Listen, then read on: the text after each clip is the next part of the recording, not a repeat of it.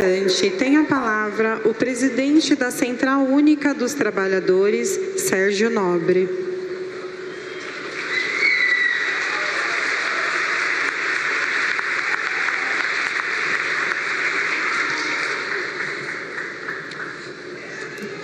Ver se eu enxergo. Dá para colocar um pouquinho. Muito boa noite, companheiros e companheiras. Gostaria de saudar aqui os representantes dos trabalhadores dessa segunda Conferência Nacional do Trabalho. Saudar de maneira muito especial os meus companheiros e companheiras que são presidentes das centrais sindicais, que eu tenho a honra de representar aqui nesse momento. Saudar também os representantes do setor empresarial. Saudar e parabenizar o ministro Luiz Marinho pela iniciativa e o grande sucesso da segunda conferência. Saudar também, de maneira muito calorosa, o nosso querido presidente Lula e parabenizar pelas realizações do seu governo e pelo compromisso com a classe trabalhadora. Em primeiro lugar, ministro Marinho, gostaria de saudar a prioridade que a tua gestão tem dado em promover o diálogo entre os empresários, os trabalhadores e o governo. Nos últimos anos, Marinho, esse diálogo tem feito muita, mas muita falta ao Brasil.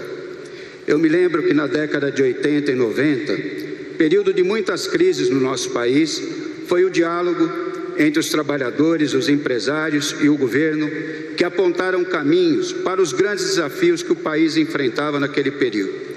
Me lembro, Marinho, da Câmara Setorial Automotiva, primeira política industrial que nasceu numa mesa de negociação tripartite. À época, a indústria automobilística enfrentava uma grave crise que muitos diziam que era uma crise de morte, que podia inclusive inviabilizar a produção de automóveis no Brasil. Em uma construção onde o ministro foi um dos grandes atores, construiu-se uma mesa de negociação tripartite que fez com que a produção de veículos saltasse de algo em torno de 600 mil unidades para próximo de 2 milhões de unidades em 2 anos. Dessa negociação nasceu o carro popular, que permitiu a muitos trabalhadores, o que era impensável naquela época, ter acesso ao seu primeiro carro 0 quilômetro. O emprego cresceu, os trabalhadores tiveram aumento real de salário, as empresas viram a produção crescer e também os seus resultados. Ganhou o Estado com o aumento da arrecadação, ganhou a sociedade com geração de emprego de qualidade, que é aquilo que a gente reivindica, e também a segurança no trânsito. Esse é um dos muitos exemplos de que, quando o diálogo, a negociação coletiva é incentivada e é amplamente praticada, que não há problema que não se encontre uma solução adequada. A nossa história mostra isso. Mas, infelizmente, de alguns anos para cá, o diálogo foi interditado, desincentivado e pontes de diálogo construídas ao longo de décadas foram implodidas. E o auge desse retrocesso foi a inacreditável extinção do Ministério do Trabalho e também do Ministério da Indústria e Comércio. E qual foi o saldo disso? O saldo foi a judicialização dos temas do trabalho. Hoje no STF tramitam uma centena de processos que mexem profundamente na vida dos trabalhadores, das empresas, da sociedade e do próprio Estado, como, por exemplo, a definição ou regulamentação da atividade dos famosos PJ.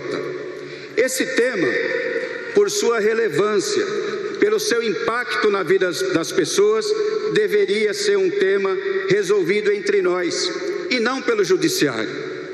Em 2025, a Justiça do Trabalho recebeu mais de 2 milhões de nova ação trabalhista. Mais de 2 milhões de novas ações trabalhistas só o ano passado.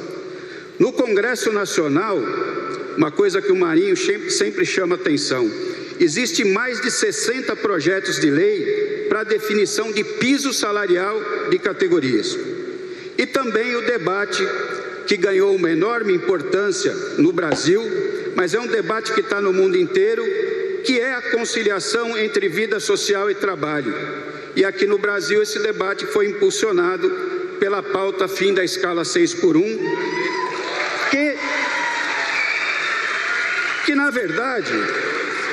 que na verdade não se trata de um debate sobre turno de trabalho ou escala de trabalho, mas é um debate muito mais profundo sobre a necessidade das pessoas terem mais tempo com a família, conciliar a necessidade de trabalhar e ser pai, ser mãe, ser filho, ser amigo, ser estudante, enfim, ter uma vida para além do trabalho. É disso que se trata.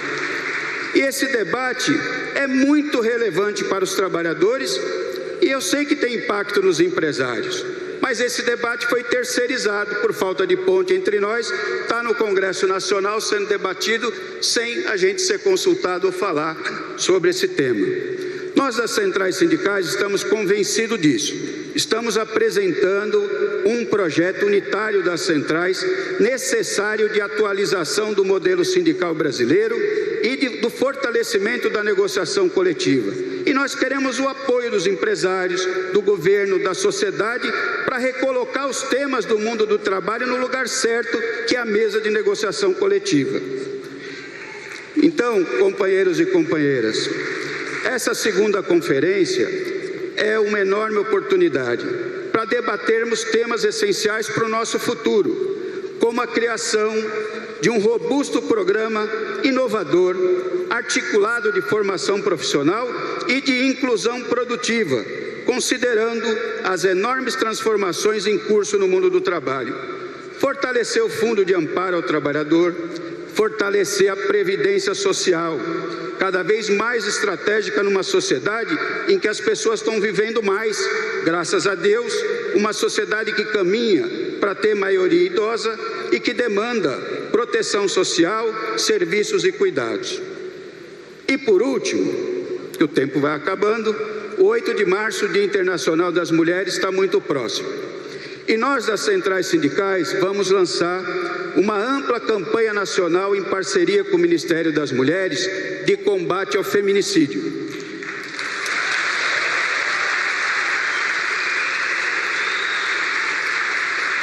O feminicídio é um crime de ódio. Ódio que foi estimulado nos últimos anos no nosso país e que todos os dias vemos casos bárbaros de mulheres assassinadas pelo fato de ser mulher.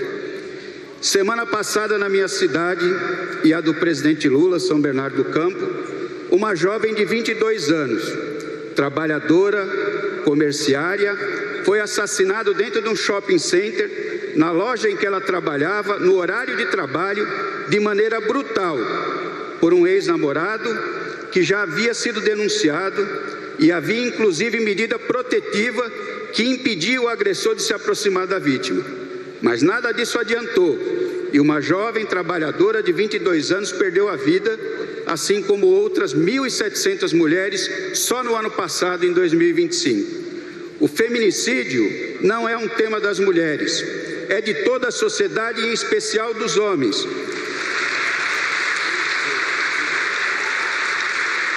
Nós temos a obrigação moral de trabalhar para erradicar o feminicídio no Brasil.